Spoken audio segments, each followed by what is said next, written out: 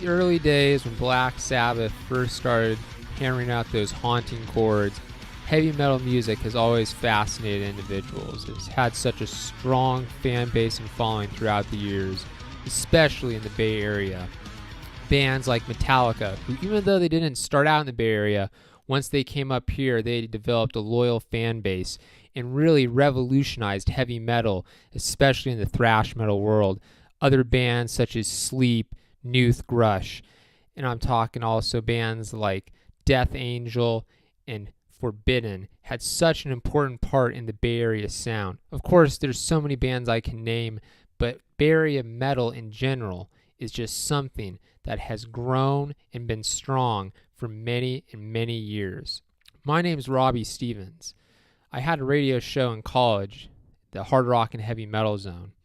And while I was hosting that radio show and playing metal music from around the world, I always made sure that my listeners understood that there was a strong Bay Area scene, and I promoted the bands of the old and of the new around the Bay Area. I myself have been a fan of heavy metal music ever since I was young. It first started out when I bought my first Kiss CD. Hearing that band and then following with bands like Judas Priest, Iron Maiden at such a young age, I became a rabid fan. I listened, I wanted to play, I just wanted to have heavy metal around me all day. And there's individuals like myself in the Bay Area that keep that legacy and that tradition going, young and old. Fans of heavy metal do not give up. They are always loyal to the bands and the music that makes them so excited to get up in the morning, put on their favorite album, and just rock out. That's why I wanted to have a documentary and also something showcasing Bay Area heavy metal, because there's so many young bands right now that are doing things that can really just keep the legacy and the tradition of heavy metal going. The talent, the creativity is there. This documentary is hoping to highlight the importance of heavy metal in the Bay Area and also in general, and maybe bring to light some of these great artists and what they're doing and how their contributions will hopefully one day influence the younger generations of headbangers around this area and around the world to never give up and make sure heavy metal stays strong and alive. There are so many different styles of heavy metal: thrash metal, death metal, black metal, doom metal, atmospheric black metal. The list goes on and on. But at the end of the day, all these bands have one thing in common. They are playing extreme, unapologetic music, and they are expressing a form of art that not a lot of people understand is very important and something that a lot of individuals are able to relate and connect upon. This is why heavy metal music, I think, has lasted for so long. The loyal fan base, the dedication of the bands, not just for their fans, but for the art form that they create. Heavy metal, of course, has not experienced a mainstream following at times. Yes, in the 80s, hair metal bands were able to get record deals and videos, and some bands were able to enjoy success. Bands like Iron Maiden have survived because of their strong fan base. Same can be said for bands like Judas Priest, Metallica, Slayer, Megadeth, Anthrax, Morbid Angel. Bands that have fans that are willing to go out to the shows, pay money for these bands. That's why it's surviving. But the young bands right now are faced with a struggle because heavy metal does not really get the attention that it truly deserves sometimes. And also, there are so many factors influencing heavy metal's, not so much rise right now. Economic factors based upon also the industry's change ever since the industry went away from physical album sales more to digital. And also the politics and how people sometimes view heavy metal in a negative light. Heavy metal has been attacked numerous times in the 80s with the PMRC. Right now with social justice warriors going after black metal bands for artistic expression. Heavy metal is always on its guard, having to fend off its enemies. But at the end of the day, you will find out bands do not give up. They stay true to what they make in their art. I've lived in San Ramon, California for about 20 years now. This city has never really had a strong music scene. If anything, there is no music scene. We had a Warehouse Records the first year I lived here that went out of business. So when I was young, I had to buy my music from places like Barnes & Noble or Borders, or you would have to go out of San Ramon to places like Concord to Rasputin's to get music. Well, before Rasputin's, it was called Tower Records. Now those are all out of business, of course. But what I'm saying is, for young fans of hard rock and metal, there's really not a lot out there. And what some of these bands are doing in the suburbs is quite amazing. They're really fighting. They're really struggling. Contra Costa County, in particular, seems to have bands that even though there's not many places to play, they don't give up, they stay dedicated, and they are working really hard to get their music out. We're going to highlight some of these bands in this documentary. A couple young bands from the Contra Costa area that are really good, extreme metal bands that you should check out. Luckily, my friend Raj and I, the director of this documentary, we were able to go and interview these bands. First band, we actually went to their show in Concord at the Red Hat. The band is called Hemotoxin, a technical thrash band incorporating some influences of old school death metal and progressive elements that really has an amazing sound. We had the opportunity to interview in the back parking lot, and the guys were great musicians to interview. And here's, something that I can say reminds us why heavy metal music is still alive and kicking.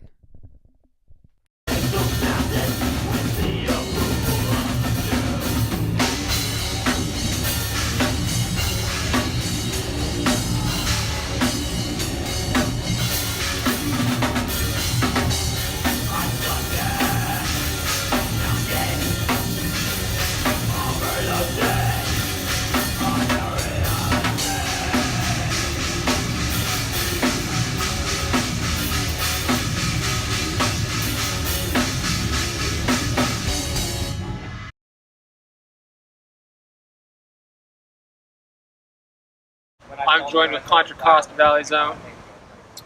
Hemotoxin. Hello. How you guys doing today? Pretty good. Good. Yeah. Just So, another day. Where are we right now? We're in Concord, California, in the back parking lot of Red Hat. Now, I want to say, I said Contra Costa Valley. No, it's really Contra Costa County. But see, being from the Tri-Valley, I always feel there's no hard rock metal bands that really represent our area.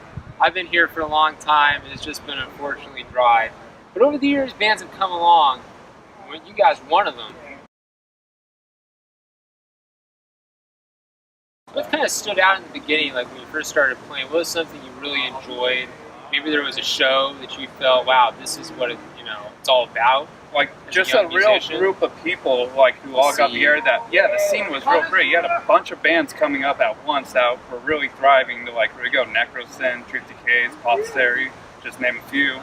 And we all had the same common goal to play as heavy as we can, get as good as we can. Yeah. Support each other. The scene was definitely more thriving back then. And I can remember specific shows where we'd play at Red House, and there'd be what was it, the Trevor Tonsing benefit show? One of my favorite shows. Yeah, it's just stuff like that. You go there and it's packed with so many friends and stuff. And, that for me was one of the things that stood out in the beginning was just it made it real fun. Yeah, just all the fun we were fucking having. Yeah. It's who cares if I fucked up on this part? I'm having fun tonight. Yeah. Playing with all my friends. You guys were starting out, the three of you when you met. What are some of the goals you had? And then going forward to now, what are some of the goals you still want to pursue with this band? And kind of, you hold dear about your music? I think once we got together, the biggest goal for us, especially coming from the last band we were in, was to keep more than 4 songs together. Because that was our big problem in the last band. In our first band, Aeon of Death, we couldn't keep songs. We'd make up a set constantly and just scrap it. Yeah, I think in the beginning, our biggest thing was let's get something out. Let's get a physical CD that you can put in your hand. Definitely just recording. Yeah, but then everything just constantly changed. I changed this riff for this song. Okay, we're done playing this song. Never played it again. And we came out with 2 new songs every show. Yeah, and so keep it fresh though. Yeah, and that was the idea. That didn't give people who knew us time to catch on to the songs. Yeah, so when we started Hemotoxin, we were yes, we got to put something together. We got to have a CD. We got to have a set list, and then let's build a catalog. And that's basically one of our biggest things in the beginning. Because we had the shows booked. We had people that we could hit up to play. I think for us, it was just about getting a professional recording out there and just, you know, bringing our sound the way we want to present it to people. Yeah. And we sure tried. I mean, it took us a couple of attempts to do it. I was going to say, for me, Biological Enslavement was the album where I couldn't believe what I was hearing from you guys. Because I saw you and Raj, we saw you at Red House opening for Havoc. And as a young band, you guys were hungry. You could tell there was something there. When Biological Enslavement came out, to me, the landscape just changed for me. It was the musicianship, the songwriting. Would you kind of talk about that album? What did it mean when you put that out? Because I always felt that album really put you up on a high pedestal in Bay Area metal. Like, that was us coming together, like, as a collective, like, all three of us just, and Rower, too, at the time. Yeah, because we had Michael Rower on guitar, so I think, it was the first time that we really had a chance to come together and be like, all right, let's put together a concept and let's get, 9 songs lined up and let's do it. Just like in the beginning, just like in the beginning, we had the idea to put together, music and put it out to the people. Now this was just that next part of it. Now here's Hemotoxin featuring Nathan and Rower, and then it's just the next evolution of what me and Brandon are doing as far as songwriting goes. But yeah, it was like the first time we really like sat down and just had a blank slate. For Alchemist EP, we had some songs from the past that we brought back, and we just had the songs, not as many too. We had 3 songs, original songs on there. And then once Biological Enslavement came up, it's like, all right, now we got to do a whole new like slate of songs, like 10, 9 songs. Let's go do it and let's show people who we are right now.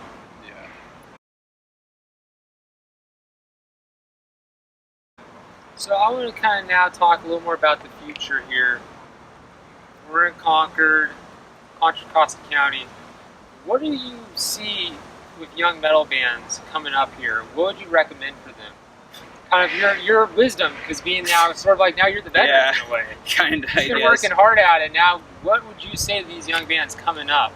Try and get your name out there. Try and play as many shows as you can. Don't try and stick to one area. Try and spread out throughout the base. San Jose, Santa Rosa has a great scene. Sonoma County. Yeah. It's always just stay to it, because I've seen a lot of bands that were up and coming and they just kind of stopped. And, like, they were really good. It's like, man. And everyone always wondered, like, hey, what happened to that band? You could have been that band. You could have been like the next band to come out of the area. So just stay doing what you're doing, no matter how tough it is. Be consistent. Yeah. Honestly, I don't see a lot of bands coming out of our area anymore. The newest band I can think of that's come out of the East Bay is probably next to Wolf King, a band called Vicious Wishes that was started like 4 years ago, I think. And so it's kind of like, as much as I want to help out people, there's not that many people to help out. I see a lot of the young bands coming up out of the North Bay, like the Kids Inside, the Incredulous, and whatnot. North Bay's Those are killing it. real young kids. Like out here, it's mostly the older crowd, guys our age. Like the scene that they got going on in North Bay is kind of how it was for us coming up. Yeah. So I feel inclined to kind of help people, but at the same time, it's like I don't really see that out here in the East Bay. I don't see 14-year-old, 15-year-old high school kids getting together in their garage and jamming. And I wish there was more of that, to be honest with you. I do too. That's something that I noticed when I used to do the reviews. You could do reviews down here for concerts. Now, again, I was doing a bunch of the stuff up in Sonoma County. That's where a lot of the bands were at. So what's it been like starting out here in an area where it's sort of hostile, there's not much out here, venues, the scenes? What was it like in the beginning for Hemotoxin? It was a lot easier in the beginning. Oh, yeah. A lot more places to play.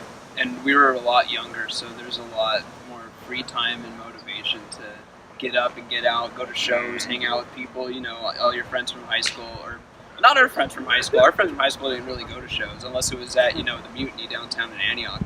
But, or Red House. Yeah, but really for me, it was like a place where you could see our friends from like Concord and Walnut Creek that we don't get to see every day. So, that was the main motivation. It's like special gathering. Yeah, it was like a special gathering, and like I said, we were all young and we all had the motivation to get out there and just network and start making shows happen and find new places to play and find new people to book shows with and stuff.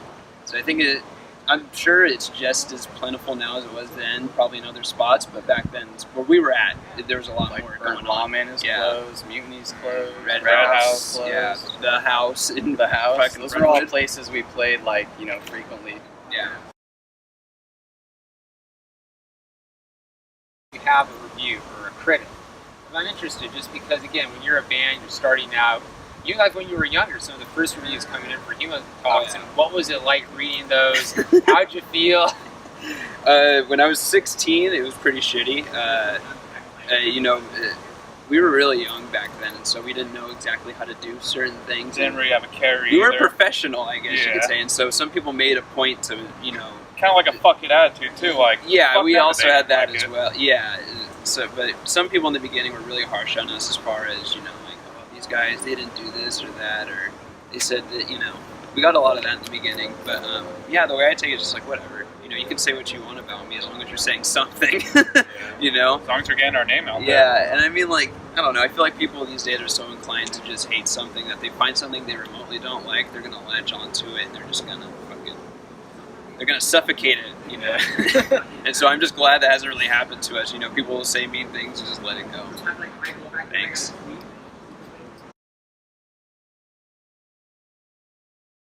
Well, I'm looking forward to what you guys have in store in the future. Do you have an album that you can plug? Just maybe talk about what's the new project coming in? We just finished tracking Restructure the Molded Mind. It's going to be our latest album. Hopefully January or February, sometime early 2019 is going to come out. I'm still waiting to get the tracks back right now as we speak, and then it's off to mix.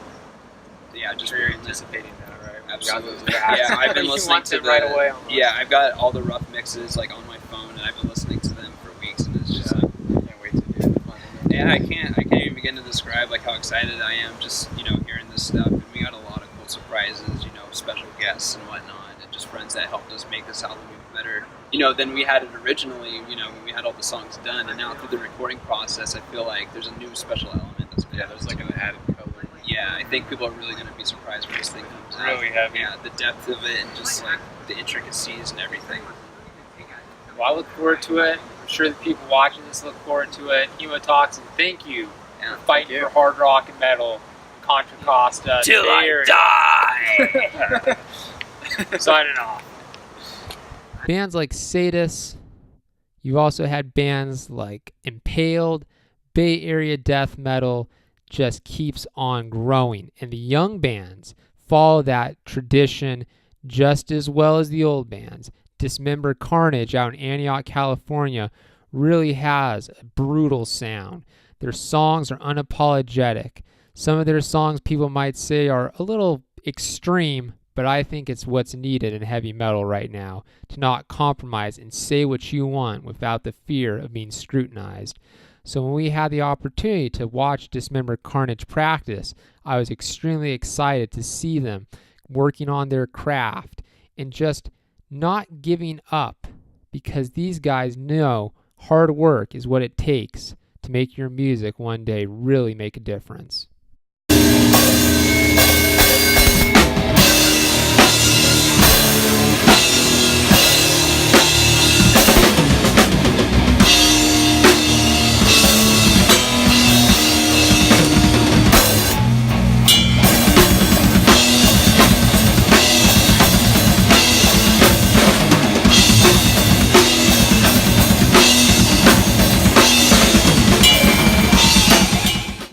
Guy from R&R Rocks, and I'm joined by Dismembered Carnage. Let's have the guys introduce themselves. Joey, Kyle, Damien. Guys, it's a hot day out here. That's right. We know. No. And I'm glad you joined me because we're doing this documentary about the Bay Area metal bands. And to begin, I want to get a little history of Dismembered Carnage. And right now, your lineup. How's it going, guys? good. So yeah, we got our second drummer back for the third time. Never on bad terms, but anyways, you want to know history though?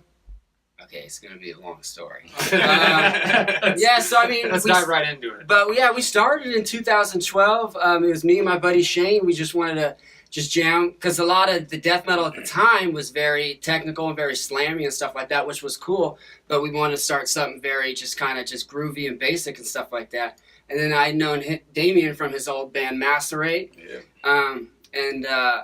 So me and my best friend John Hand met Damien at a liquor store, and I'd known him from Macerate. So then I talked with him and stuff like that. We were talking about Macerate, and then yeah, I got his phone number. And then once I started jamming with Shane, I said, okay, I know this guy from, he's playing the band Macerate, and then Shane knew who Macerate was. So, And yeah, man, we started jamming, and then we just had a bunch of crazy lineup changes and stuff like that, but still going. What's it been like being a Bay Area band, and how would you kind of categorize and describe the Bay Area metal scene? Oh, it's cool, man. It's like, you know, a lot of different bands, everything. You got a lot of slam bands. You got bands that play kind of the more old school stuff like us and Cartilage. And you got kind of like techie bands like, oh shit, I can't even name. But no, you got like a band like Hemotoxin that still kind of plays the old stuff, but then kind of throws in some like technical influences and stuff like that. And same thing as Litany, a death metal band, but very technical at the same time. So it's awesome, man. There's like, it's a lot of variety and stuff like that, just not so much all age venues anymore. So.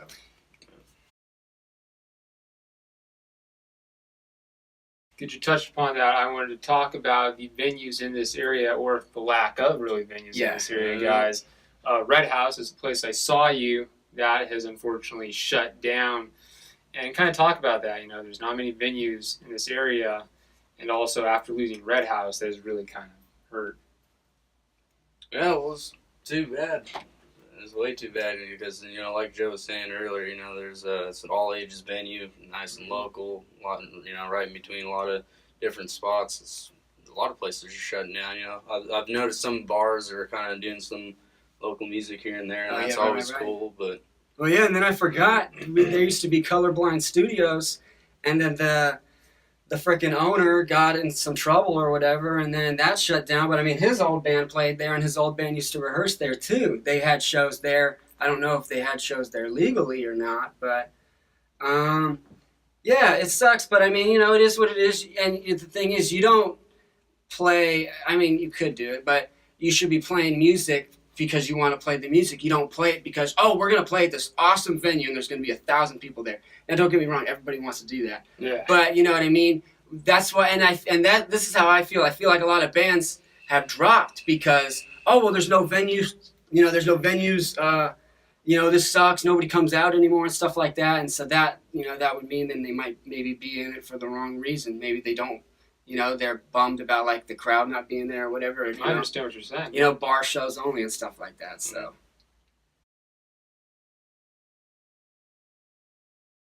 Again, if you want to do it, you have to do it for the music, right? Exactly, yeah. So that's what you always got to tell yourself is when, like, I don't know, you get pissed off about, because it happens to me all the time. I'm not going to act like it doesn't happen. But you see some asshole band getting a show, you know, and you're like, what the hell? This dude's so, like, he's an a-hole or whatever, and he's getting all these shows.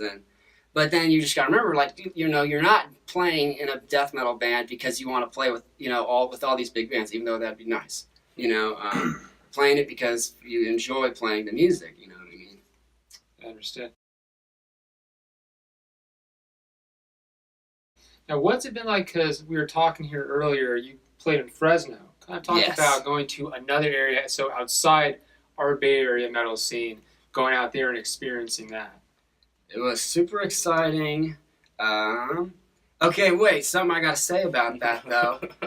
Over there, now look, at the time, we weren't really cool with it, but nowadays, with all the lack of venues and stuff like that, we would do this in a heartbeat.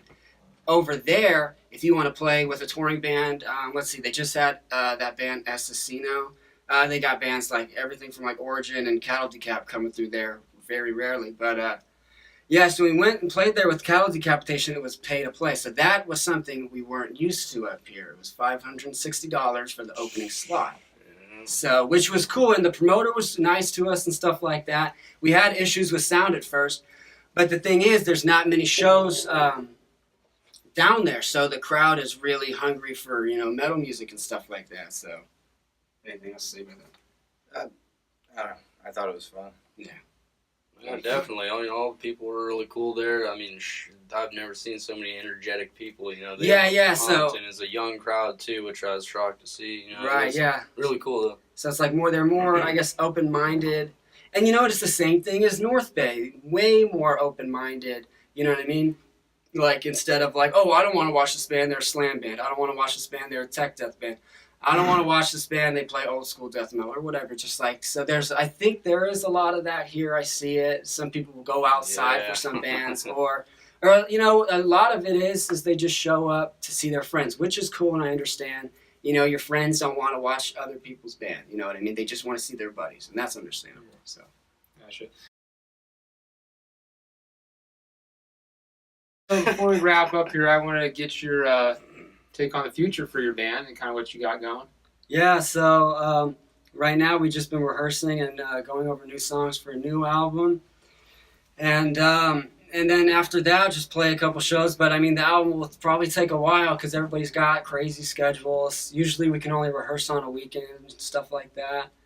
And then, you know, after we get all the songs down, then we got to look into what studio we want to record at, who to get artwork from, you know, a bunch of stuff like that. So, I mean, it'll be a while, man. But, you know, we're glad that we could just take our time. There's no rush, as much as we would like to start playing again. But, I mean, we just got to, you know, take our time and make sure it's, like, you know, pitch perfect. Sounds good, guys. Dismembered Carnage right here with Rob Milguy, R&R Rocks. So as I had stated earlier in this documentary, I hosted a radio show up in Sonoma County, the hard rock and heavy metal zone. And during that radio show, I was introduced to some of the bands around that area. The metal bands, of course, because those bands really were excited to know that there was a show, a radio show, of course, playing heavy metal music on air. And they felt that that was a great way to get their songs heard by a broader audience. I'm also great because some of those bands became my friends, and I've still communicated, I still support and go to their shows to this day, even though I live about a couple hours away. The dedication, the friendship is still there, and that's why in this documentary, I highly believe the Sonoma County metal scene should be represented and talked about. Sonoma County metal has a history of just great music up there. So when it comes to metal, they're really getting it done right. So one of the first bands I interviewed for my radio show that was from the Sonoma County metal scene was Trecelence. Trecelence has gone through some lineup changes, but Trecelence is a band that I really believe has a bright future in heavy metal. Creative songwriting, virtuoso style guitar playing from the two brilliant guitarists in the band, and just the passion and dedication for heavy metal music is why I think Trecelence is a band you should check out. This is Rob, Metal Guy. I'm joined by Chris Olney Burnett. We're near the Phoenix Theater tonight. He has a show of his band, Oneiric Eclipse. Chris, how you doing, man? Doing pretty good. Now, Chris, I don't know if you remember this, but a few years ago, you and I were here at the Phoenix Theater with Sepulchre. It was the first time I saw Sepulchre live. And we had a conversation about music. And that's something that I have to tell people right off the bat. When it comes to the musicians, the music they play, you're always a fan. And you can talk for hours about the music you enjoy. And I just want to kind of ask you, ever since you were little, has this music been something in your life that's been really dear and special for you? Yeah, I would say yes. Everybody in my mom's family were either in the medical business or musicians, professional musicians. So I grew up in a household of musicians. My grandfather owned a music store and a music school. Everybody in my family almost has played in bands. So on my mom's side, my dad's side, I got the rock thing from him because he was showing me Led Zeppelin and Black Sabbath when I was younger. So it was kind of like that combination of growing up in a musical household and bringing what my dad brought to the table when it came to like showing me music when I was younger, kind of like infused with how I am now pretty much. Like, so, you know, just liking all different types of music. Now I want to know, because you grew up here in Sonoma County, right? Yeah. What was it like growing up in the Sonoma County music scene? Before getting into the metal scene, just being around all this music, because Sonoma County really does have a strong music scene overall compared to a lot of areas. Yeah. Well, I started jamming at a few friends' houses that, you know, like, I didn't know exactly how it was going to go, but I just bought a bass. I remember I bought my first bass and my first amp, and I just found other people, like, through just simple discussion how we're doing it right now. And just being like, okay, you play that? Okay, I play this? All right, let's start something. Or there's also this place called Chops, which is like a teen center downtown in Railroad Square in Santa Rosa. And I used to go there a lot, and they had a recording studio, full recording studio with all instruments that you could play, and you could just come in and play. So, you know, after school, we would walk from Santa Rosa High School down to there and just jam twice a week.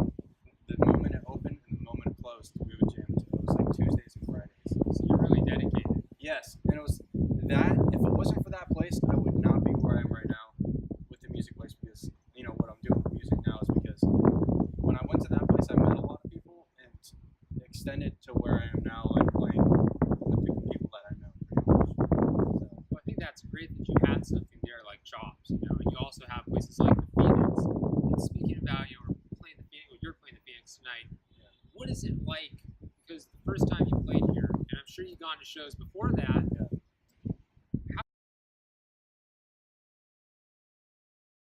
how's the Phoenix playing in your life? You know, being in this area, man. I want to just kind of get that perspective.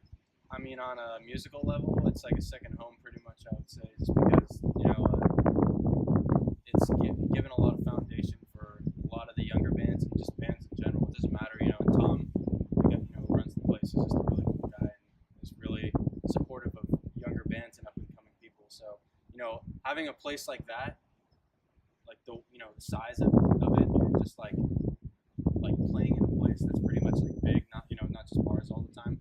It gives a whole other perspective, like having a full sound system, and then comparing that with a really cool guy like Tom, you pretty much get a good combination there.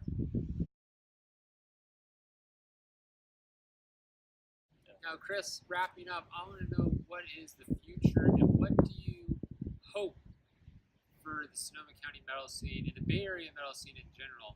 Some of the hopes and some of the things that you're going to contribute to. Okay.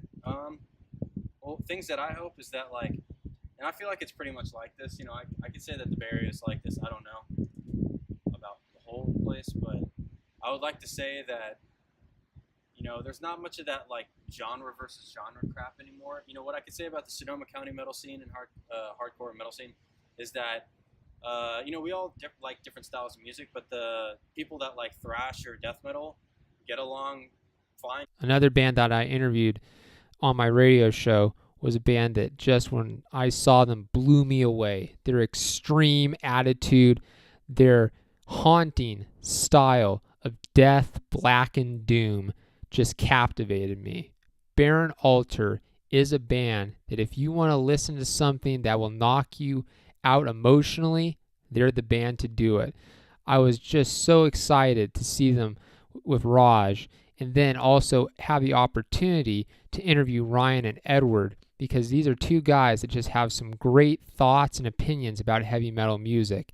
And also as musicians, they really have become such tremendous players, especially Ryan as a vocalist. He is unbelievable, and his stage presence is something that I highly feel is, you know, needed right now in the world of extreme music.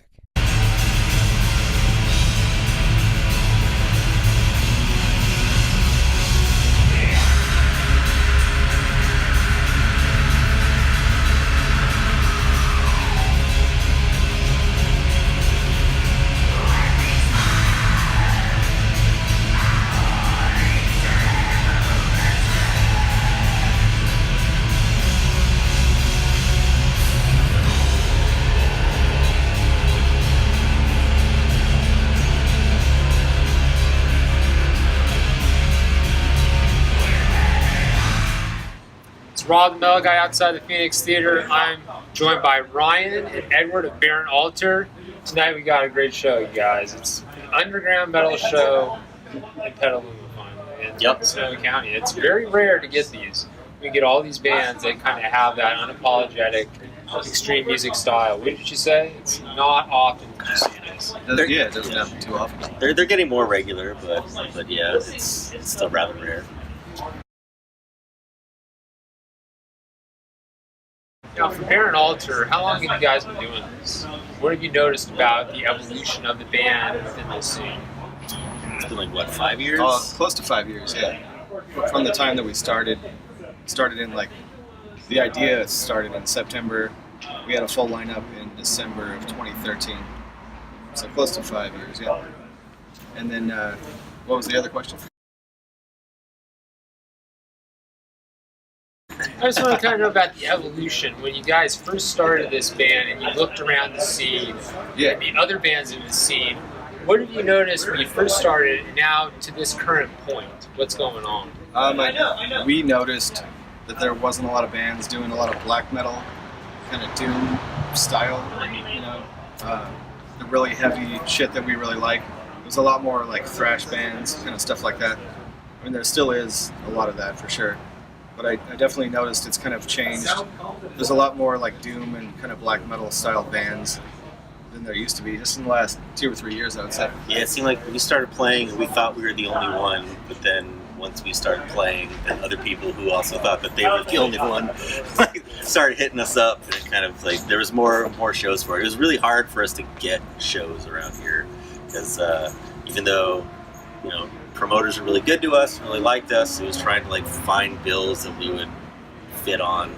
We were kind of just down to play with anyone because we wanted to play, but I don't know. I guess we're just a little darker than a lot of the stuff that was around here, so we didn't really fit too well.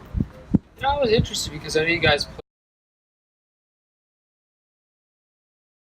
play in Oakland a lot, and that scene, the underground extreme metal scene in Oakland, is strong. There's a lot of bands as well. There's a lot of venues too. Yeah. So I was going to say, when you guys go down there, what have you noticed about the evolution and just kind of the, I guess you would say, the climate of bands in that area right now?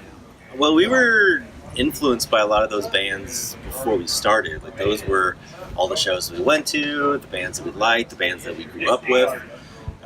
So when we went down there, like our whole thing was if we could get accepted down here, then we're doing something right. And that worked out well for us. And like the venues, the nice thing about the Bay Area is that at least at the time there were more like squats and more underground all ages venues where they would put on really heavy shows. Yeah. So that was all killer, but there's still a lot of those places. There's a lot of great bands from down in the Bay. It's just same thing. Like it's kind of where we always wanted to be. It was always like the Bay Area bands like Ludacra that just kind of made us want to keep doing the thing.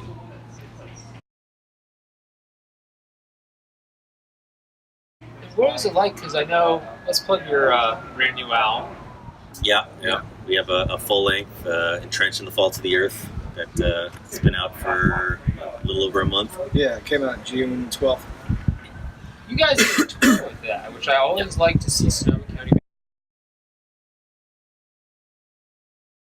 bands doing tours, and then when they come back, I want to know, what was it like, the experience of going out on the road, away from the Bay Area, Sonoma County, going to different places. I know you went to Reno, Washington, Oregon, right? Yeah, we went. I mean, we had 10 shows altogether. We were trying to get up to Seattle, but it kind of fell through. We had one day off in the end, but we pretty much played 10 shows in a row, except for that one time. Yeah, we went up to Tacoma and then back down and in Eureka. Yeah, some of the best shows, I would definitely say Reno was really awesome. That was the first night of the tour, and we had a really good time up in Eugene, even though there wasn't like a whole lot of people there. It was like a Tuesday night.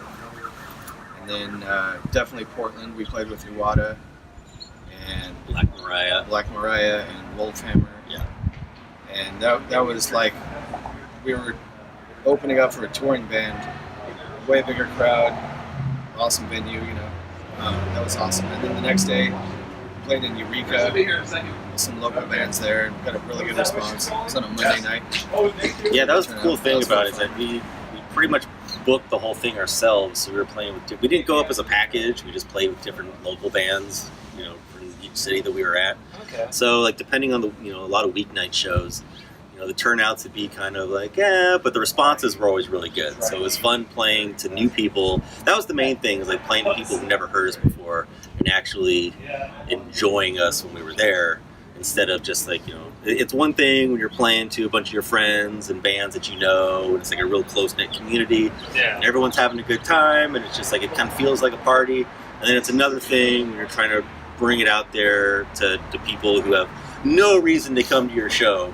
Yeah. Unless like maybe like they caught like some tracks online or something before we left, or it was just like something to do on a Tuesday night, and who and get a good response and see a bunch of kids having a good time. It's really really validating, I guess, to go out there and play for strangers. Along the same line though, I mean, our first show, the tour kickoff show in Santa Rosa at the Arlington Francis, rad. That was everyone came out. Feeling the love for sure. Yeah. And that felt real. That felt there was a lot of support. There's a lot of people I haven't seen for years that came out to support us, and it really, there was a really big sense of community right there. Yeah. And then, that just kind of helped us along the way, having that really good kickoff show. Yeah, Sure. it really, that was a real fun way to get things going. It was a nice packed crowd. Everyone was enthusiastic.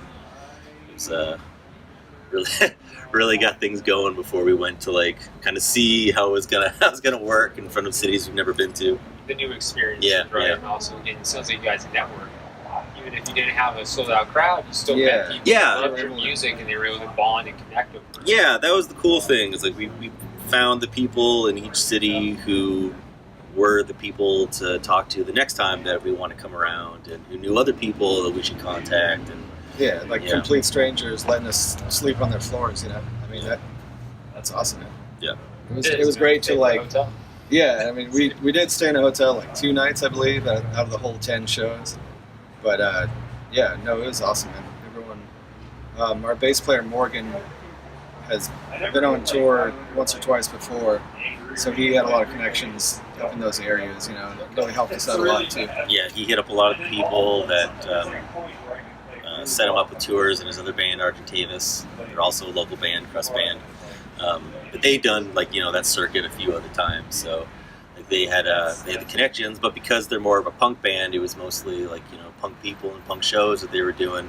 So before we played, kind of wondering like how we were going to go over with those crowds, but I got nothing but great things to say about those people. It was awesome. Everyone treated us really, really well. That's awesome. Did you guys, since I saw you the first time here at the Phoenix, I remember it was Hemotoxin, you guys, Ion, Yeah. Oh, yeah. and I think Battle. Yeah. Those guys are awesome. This is what I will say about you guys, and every time I've you play your way, you're unapologetic, you don't hold back, you deliver everything.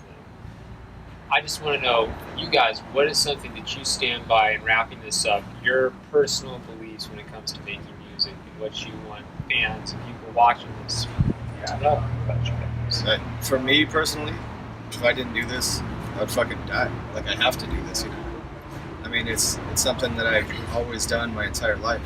I played music since I was like 3 years old, Like, I don't know anything else, man. Yeah. Just to bring that to a live setting and perform in front of people, that's what I live for, Yeah, it's kind of we do it because we have to do it, and we write the songs that we write because we have to write those songs. Those are we don't write for an audience, we write for ourselves, and then we're very grateful when people respond to it. But our main thing is that we've learned from the first few shows that we played and the more shows that we keep going on is that like whether or not there's 100 people or one person, we're going to go just as hard every single time that we play. Yeah. Because if anyone pays to watch our stupid band, then they should get the full show. So, and we definitely want to bum people out as much as we can. Yeah. I mean, that's always been the goal, just to really fucking depress people.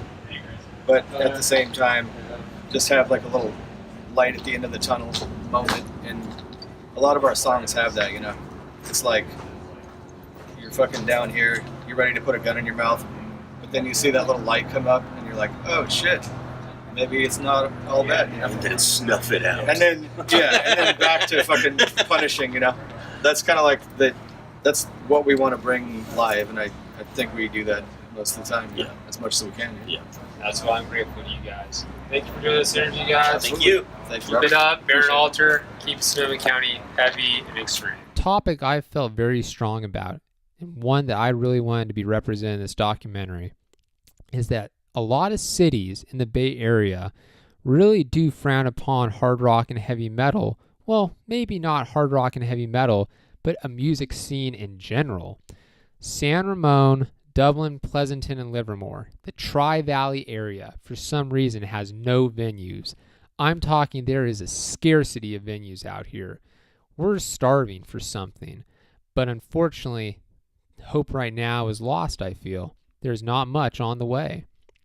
There's a lot of reasons people might want to say, well, hey, Tri-Valley can't have a music venue because of this. At the end of the day, I'll just highlight quickly some points that I feel and go from there. One reason why the Tri-Valley doesn't want to have a lot of music, I think, or extreme metal music, is because they're afraid of the riffraff. This area has an image. They don't want metal music in this area. They want to have clean and happy parks where the soda machines don't work. They don't care about hard-working metal bands. They'd rather have soccer fields. They'd rather have, of course, restaurants that go out of business and are replaced with other horrible restaurants. So I feel it's so ironic that here it is, you have such great opportunity to bring a music scene with warehouses, but you put nothing in them because the leases are so expensive. I don't understand that at all, but I feel the Tri-Valley just doesn't want to accept the fact that heavy metal music might be good. It would take kids off the streets. Kids could be influenced to want to take up playing an instrument, which I think would be great. Unfortunately, they see heavy metal as more as a problem, something that would just bring issues to their cities. But if anything, I think if you were to have more music venues here, you would have less issues, and the youth of these cities, I think, would be able to create and have opportunities that would really enrich their experience in life. Well, things might change one day, yes, if the people of these cities start to realize we need to do more for the arts and entertainment. I think that city council should spend less time talking to developers to build condos and apartments on land and more time trying to find ways to subsidize people that are starting businesses where they would have venues, or even a teen clinic or youth center where people could go and perform and have shows for the people of those cities. Young and old, everybody gets an opportunity to promote the arts. And I'm not just talking a bunch of people sitting around listening to somebody playing Beethoven. I'm saying people of all different styles of music getting together to have shows. So not just metal shows. I think it would be great if you had punk shows, rap shows, reggae, pop, anything. That's what these cities need. Let's spend more time focusing on the arts because we already have enough people living here. Let's provide them entertainment because that's what they're needing right now, not another condo or giant housing complex. The Tri-Valley did have some venues. Well, Contra Costa County in general. Sometimes I get confused between the two and I just call it the Contra Costa Tri-Valley. We had Red House in Walnut Creek. I've talked to some of the bands why they thought Red House didn't survive, and they had some pretty good reasons, and we all seem to agree it was just the cost, and well, heavy metal music and just other styles of music weren't bringing out the people right there. Even though there's no venues right now, Red House did serve as an example of, hey, a place where people could get together and have fun. Bands had memories, friends, people showed up and had a great time. If we could somehow bring that back, I think it can really do wonders for these areas. So maybe one day, something like Red House will pop up again. Or maybe a couple. Have some competition. Competition's good. Different places for bands to play and get their music out there. That's what is needed right now. San Francisco, of course, is a place where everybody wants to go right now. Yes, a lot of bands can play out in San Francisco, Oakland, San Jose too, major cities. However, there's already so many bands competing that if you're a band from the Tri-Valley, Sonoma County, or anywhere outside of those major cities, you're going to have a hard time getting a show because the market's already saturated. That's why I do think we need to try to build more or start more out here so bands from the San Francisco area can come out here and then bands from this area can go out there at times, but have a home base, exchange. Instead of having just everybody has to try to get a show in San Francisco, especially right now with the cost in San Francisco being so high, a lot of bands don't make money. So what's the difference if you're not going to make money out in San Francisco compared to the Tri-Valley? If anything, I think if you had the Tri-Valley having more venues, you would create competition and people would have to come up with ways to influence or make people want to come out to venues, and also bands would have to work even harder, I think, to try to get people to want to come out. This documentary won't solve the issues of why there's no music venues in areas outside of San Francisco, but to me, there are bands out here still, which is important. So even though there's no music venues, bands can get their music heard around the world. I'm talking the internet has done wonders for heavy metal music because fans have an opportunity in a country like Russia or Ukraine or even China and Singapore to listen to an American metal band in Pleasanton, California, or listen to a metal band in Richmond, California. See, because of the internet, you're able to do that. So the internet at least has given bands the opportunity to promote.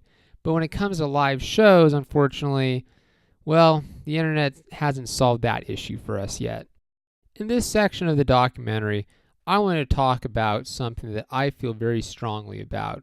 And I'm really glad that we're highlighting and bringing to light this topic, because freedom of speech right now in hard rock and heavy metal music seems to be under attack.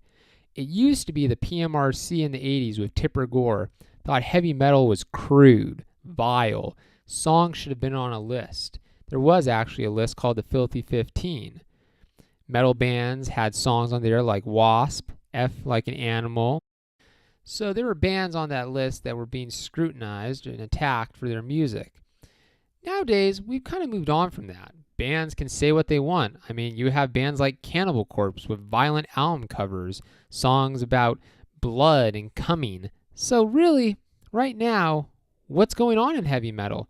Well, a new enemy has taken up the form in the supposed anti-fascist movement. Anti-fascists have sprung up mainly in Oakland, California and Berkeley to try and say that hard rock and heavy metal music in the black metal subgenre has taken it to the extreme, and these bands are saying and promoting fascist ideas. Sometimes there's no real evidence. Sometimes the evidence is very little, and well, if anything, it's sensationalism. I asked some of the bands what they thought about the policing of heavy metal by these social justice warriors in Antifa, and the bands had some really good points in what they thought about. Now I want to touch upon, because one thing when I saw you guys, I love the song titles. Split Open the Pope, great song title. Rape the Priest, pushing the extreme envelope. However, as you know, throughout the history of metal, there's been policing, censorship. Yep. Right now, you got a lot of people, again, they'll go after bands for, comments, this or that. Even, again, they claim that the music is a certain way, and they'll go after it. So what is your thoughts on that? Not to get political, but, we live in a country where we have free speech, you know what I mean? And, there's countries, certain parts of the world where you can't listen to heavy metal.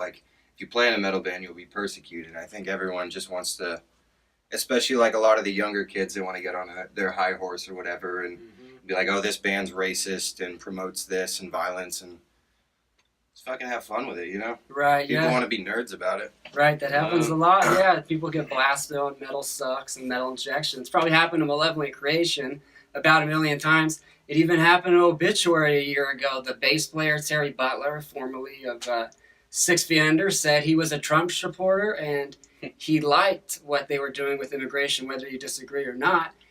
He got blasted for it or whatever, and just for giving his own opinion. I have no idea. I do not pay attention to politics. I have no idea about any of that stuff. But so, it's crazy, because now you just really have to be careful on what you say and stuff like that. Not so much censoring like a gory or a satanic album title. I think that was more 19. Yeah, and the reason why is because there's, like we were talking earlier, a bunch of other bands are already doing this, and it's a shock value competition. And what's next? Well, obviously we've already gotten as gory and as satanic as possible. Yeah. What's next?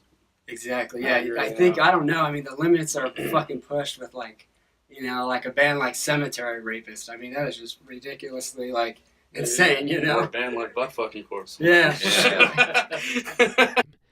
Heavy metal continues because the passion is there.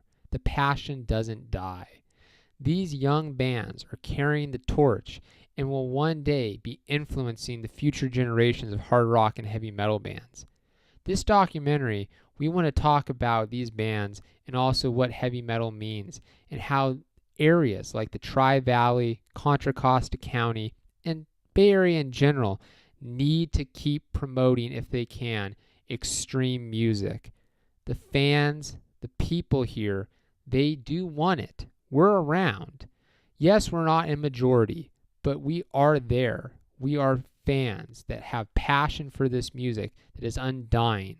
So my hope is with this documentary and possibly future documentaries to promote artists, promote heavy metal music, and really bring to light the great qualities that can come out from banging your head and listening to some awesome bands like the ones that we featured in this documentary.